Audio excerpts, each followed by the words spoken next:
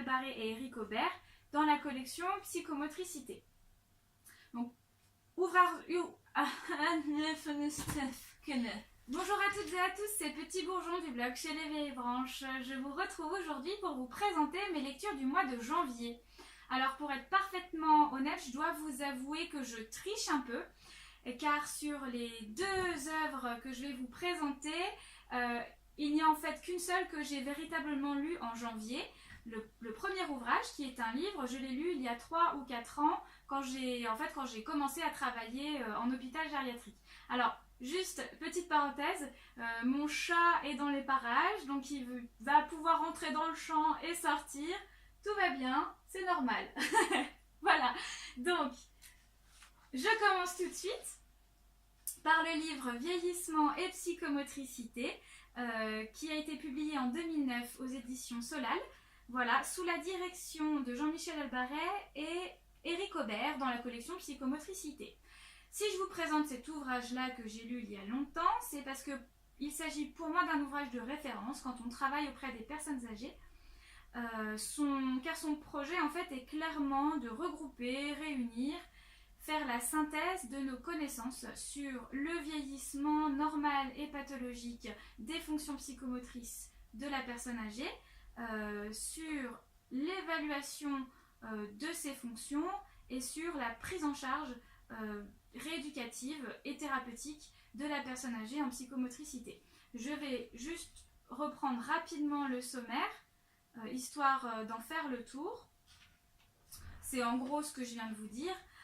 Les chapitres 1 à 4 sont consacrés aux aspects psychomoteurs du vieillissement normal, pathologique, les aspects cognitifs ainsi que sur l'approche cognitive de la démence. Voilà, donc la théorie autour du vieillissement. En fait, ce que je déplore un peu, c'est qu'il n'y a pas de point exclusivement consacré au vieillissement psycho-affectif, ou en tout cas aux mouvements, aux phénomènes psycho-affectifs qui ont lieu dans le vieillissement et qui sont pourtant, pour beaucoup, dans les souffrances de nos aînés qu'on va prendre en charge. Voilà. Les trois chapitres suivants, c'est-à-dire les chapitres 5 à 7, reviennent sur l'évaluation des fonctions psychomotrices de la personne âgée. Et à partir du chapitre 8, sont abordés les aspects pratiques des sciences de psychomotricité, que ce soit à travers une médiation particulière ou par rapport à des pathologies particulières au vieillissement. Voilà, et le dernier chapitre se consacre à la psychomotricité et la fin de vie en unité de soins palliatifs. Voilà. Alors, je conseille cet ouvrage à tous les psychomotriciens qui vont travailler avec des personnes âgées.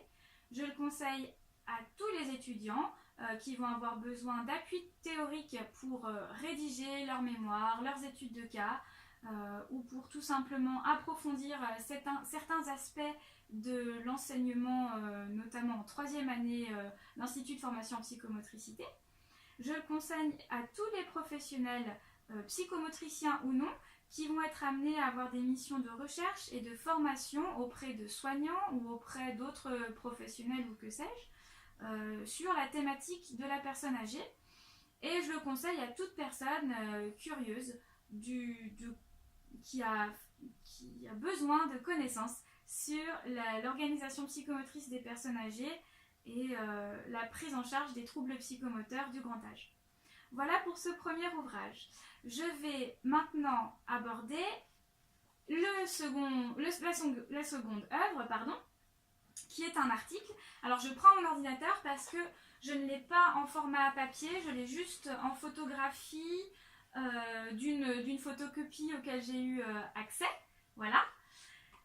Alors c'est un article qui est tiré du numéro, si je ne me trompe pas, 182 de la revue Thérapie psychomotrice et recherche, qui est consacré exclusivement à des articles tirés des interventions des conférenciers des journées annuelles de thérapie psychomotrice et recherche à Grenoble en 2014. Voilà, donc cet article s'appelle Neurologie de l'embodiment et il a été écrit par Laurent Vercueil, qui est neurologue et chercheur en neurosciences. Alors déjà, juste pour vous situer de quoi on parle, l'embodiment, c'est une notion qui nous vient des sciences cognitives, qui est disons, tirée de la recherche sur les relations entre le psychisme, ou plutôt les représentations mentales, et les expériences corporelles. C'est-à-dire toutes ces questions de l'inscription corporelle de l'esprit et du corps dans l'esprit, de la représentation mentale du corps dans l'esprit. Voilà. On sait aujourd'hui que nos représentations mentales influencent nos perceptions, influencent nos actions, nos gestes, nos mouvements, et on sait que l'intelligence se construit aussi à partir de toutes les expériences sensorielles, motrices, etc. que l'on va faire au cours de la vie. C'est de cela dont parle l'embodiment. Laurent Vercueil, dans cet article, décide de l'aborder par ces formes pathologiques, par les divorces qui existent entre les représentations mentales du corps d'un côté et le corps lui-même. Voilà. Pour ça, il a choisi un certain nombre de formes pathologiques de l'embodiment, si je puis dire, et elles sont 7 au total, pour essayer de préciser de façon très très fine où sont les points de rupture dans le lien entre corps et esprit. Voilà. Ce que je regrette un peu dans cet article, c'est la rapidité avec laquelle l'auteur passe sur la notion d'embodiment. Pour moi, il s'agit d'une notion, d'un concept qui est très important pour les psychomotriciens, auquel on n'a pas forcément été formé pendant notre formation initiale, ou sur laquelle on ne s'est pas trop documenté, ou alors qu'on a laissé de côté en préférant d'autres modèles théoriques du lien entre corps et psychisme.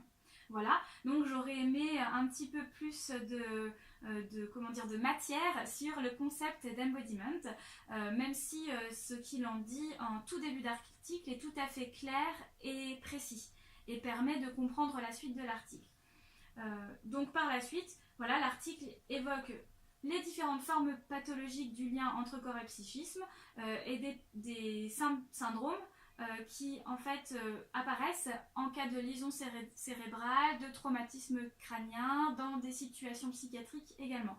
Par exemple, il nous parle des membres fantômes, il nous parle des cas d'asomatognosie, il nous parle d'illusions comme l'illusion de la main en caoutchouc ou le phénomène de la main étrangère, et j'en passe. En tout cas, c'est tout un programme.